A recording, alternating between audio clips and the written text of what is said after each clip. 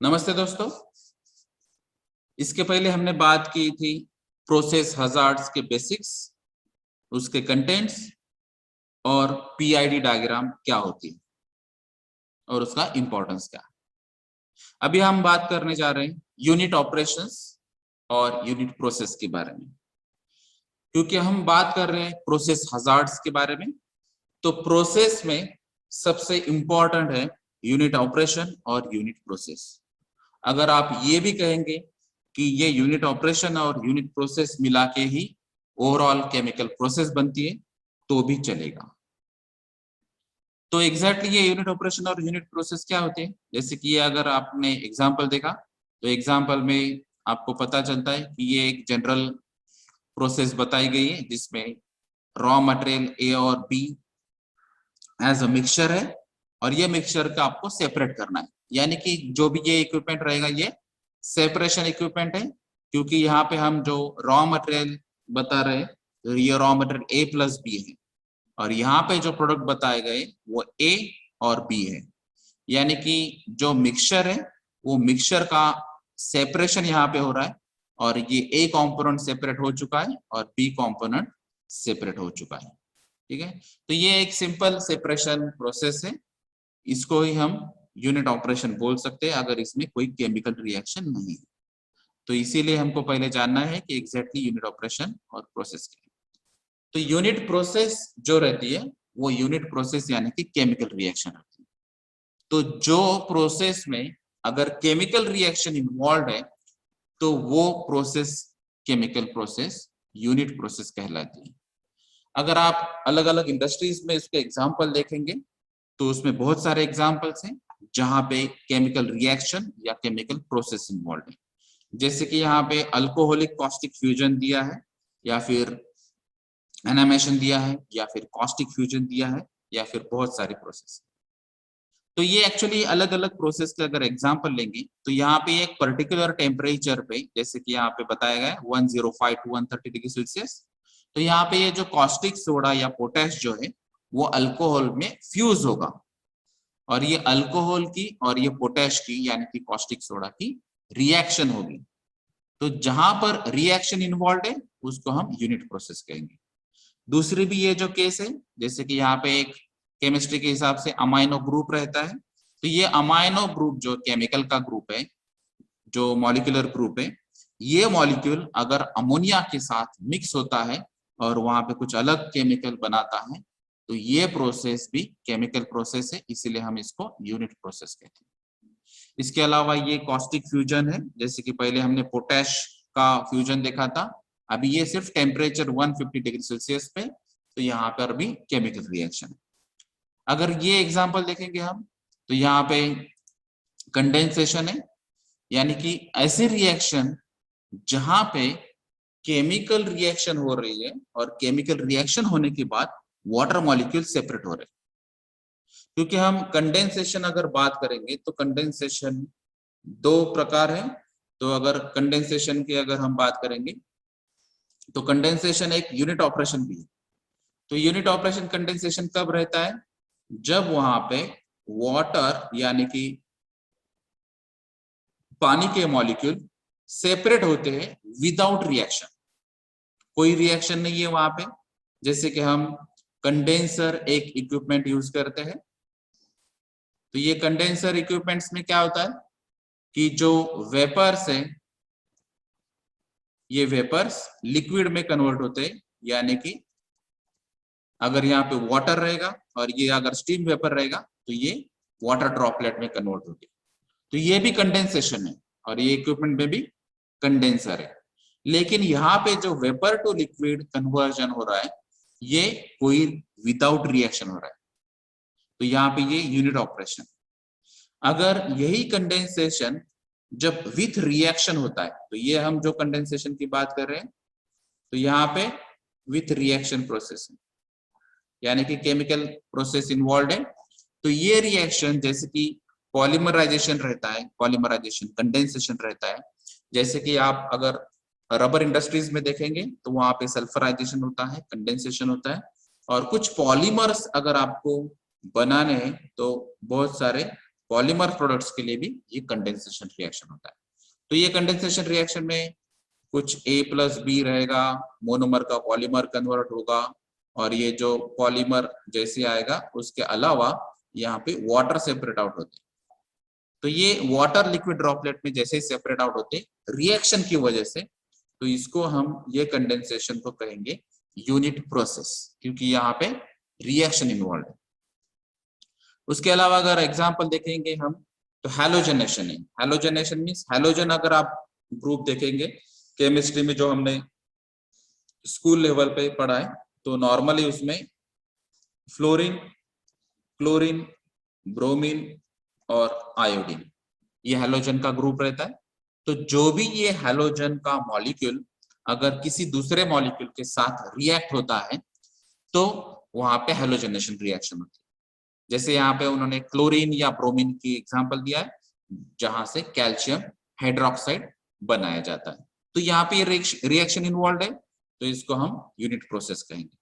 उसके अलावा हाइड्रोक्सिलेशन है, यानी कि हाइड्रोक्सिल ग्रुप, यानी कि वाटर ओरिएंटेड जो स्प्लिटर रहता है, जैसे कि अगर मैंने यहाँ पे दिखाया OH और H, तो ये जो OH है यानी कि हाइड्रोक्सिल ग्रुप, तो ये हाइड्रोक्सिल ग्रुप दूसरे मॉलिक्यूल के साथ रिएक्ट होता है, जैसे कि यहाँ पे कैल्शियम के साथ रिएक्ट हो रहा है और फिर यहाँ पे कैल्शियम हाइड्रोक्साइड बनाया जाता है, जैसे कि यहाँ पे ये रिएक्शन है। तो यहाँ पे कैल्शियम वाटर के साथ रिएक्ट हो रहा है और कैल्शियम हाइड्रोक्साइड तैयार हो रहा है, तो ये एक रिएक्शन है। तो ये हाइड्रोक्सिलेशन बोलेंगे उसको, और ये यूनिट प्रोसेस का एग्जांपल है। उसके अलावा अगर आप यहाँ पे नाइट्रेशन देखेंगे, तो नाइट्रेशन में HNO3 यानी कि नाइट्रिक एसिड, ये कोई मॉलिक्यूल के साथ रिएक्ट होता है और फिर वो मॉलिक्यूल के साथ एक्चुअली उसका ग्रुप बना लेता है, यानी कि ये HNO3 जो है वो यहाँ पे रिएक्ट होगा और जो नाइट्रो ग्रुप जो है वो नाइट्रो ग्रुप यहाँ पे उसके साथ अटैच होगा और उसका बाय प्रोडक्ट बनेगा। उसके अलावा अगर हम ऑक्सीडेशन देखते हैं, जैसे कि यहाँ पे एडिशन ऑफ ऑक्सीजन, तो कोई भी मॉलिक्यूल जो है उसके साथ अगर ऑक्सीजन मिलाया जाएगा, जैसे कि सिंपल एग्जांपल है कंबशन, तो कोई भी हाइड्रोकार्बन अगर हम बर्न करेंगे तो वहां पे ऑक्सीजन रिएक्ट होता है उसमें, तो वो ऑक्सीडेशन रिएक्शन होती है। उसके अलावा जो रिडक्शन है, जैसे कि हाइड्रोजन अगर एलिमेंट एज H+ वहां पे ऐड होता है या फिर आप ऑक्सीजन वहां से रिमूव करते हैं, तो उसको रिडक्शन रिएक्शन कहते हैं। इसके अलावा अगर आप सल्फोनेशन देखते हैं, तो कोई भी मॉलिक्यूल के साथ अगर H2SO4 यानी कि सल्फ्यूरिक एसिड की अगर रिएक्शन होती है, तो यहाँ पे सल्फोनिक ग्रुप यहाँ पे ऐड होता है, तो ये भी केमिकल रिएक्शन है। तो ये ऐसे अलग अलग केमिकल रिएक्शन है जो इंडस्ट्रीज में इन्वॉल्व हो सकते हैं। ये सब यूनिट प्रोसेस के एग्जांपल्स हैं। अभी यूनिट ऑपरेशन क्या है? तो यूनिट ऑपरेशन ये ऐसा ऑपरेशन है जहां पे कोई केमिकल रिएक्शन इन्वॉल्व नहीं रहती।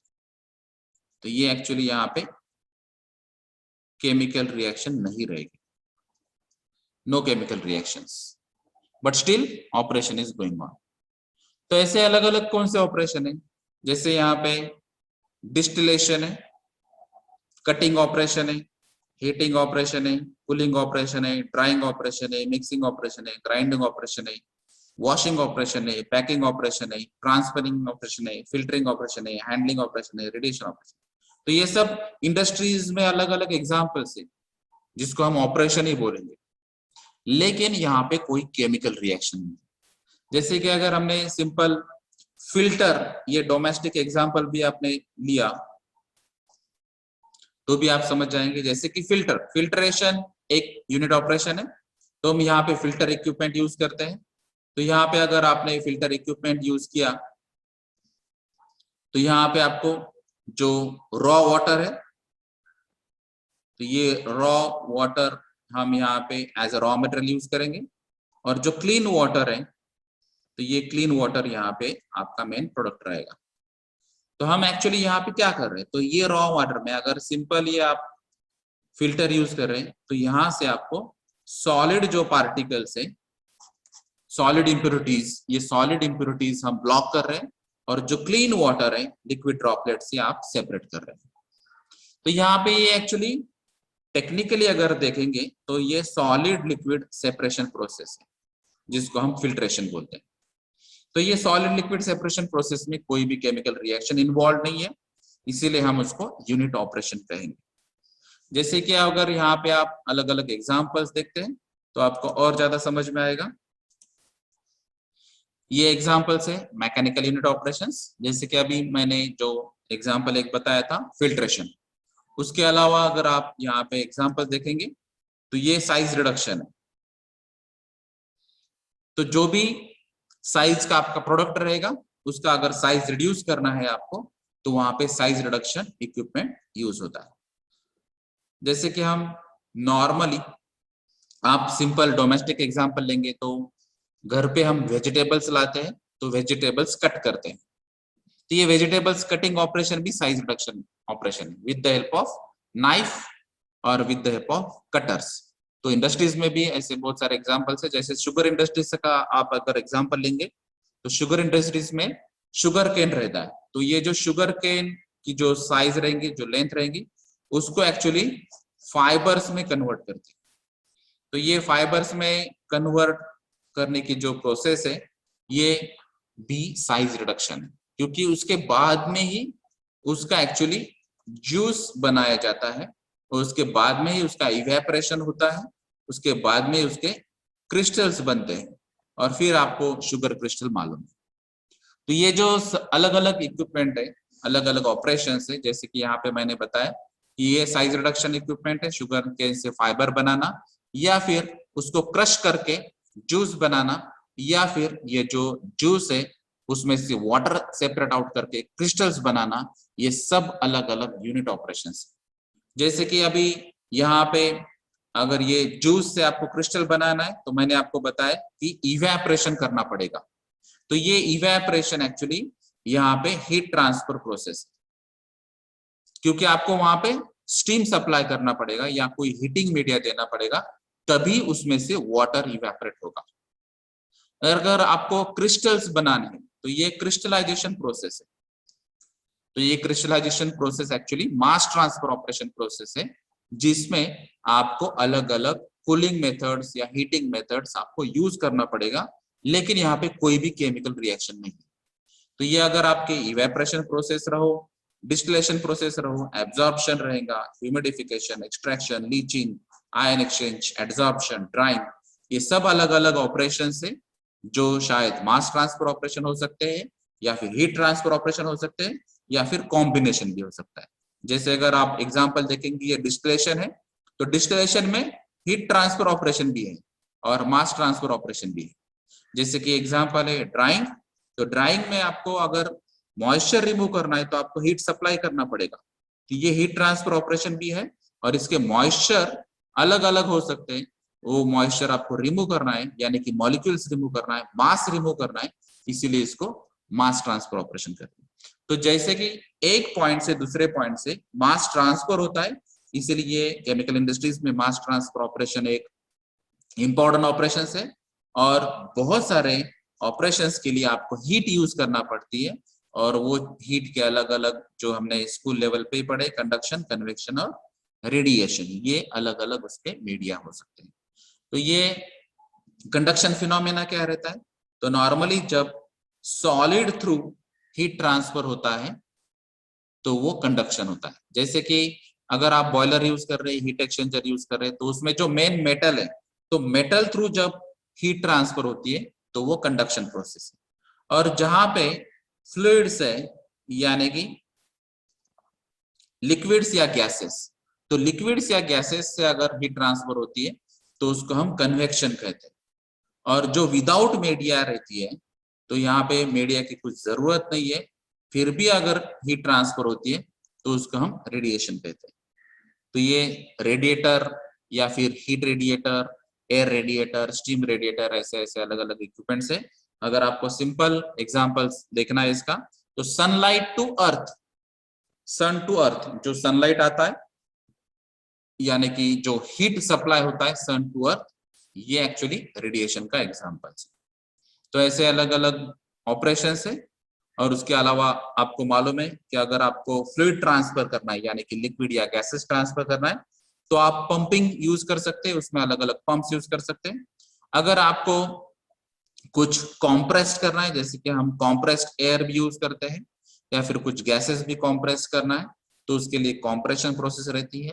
तो ये अलग अलग जो ओवरऑल प्रोसेस के एग्जांपल्स हम देख रहे हैं, तो यह सब प्रोसेस यूनिट ऑपरेशंस, यानी कि जिसमें आपको कुछ सेपरेट करना है या फिर कुछ मिक्स करना है या फिर कुछ पर्टिकुलर प्रोसेस करके आपको कुछ प्रोडक्ट फाइंड आउट करना है, लेकिन विदाउट केमिकल रिएक्शन।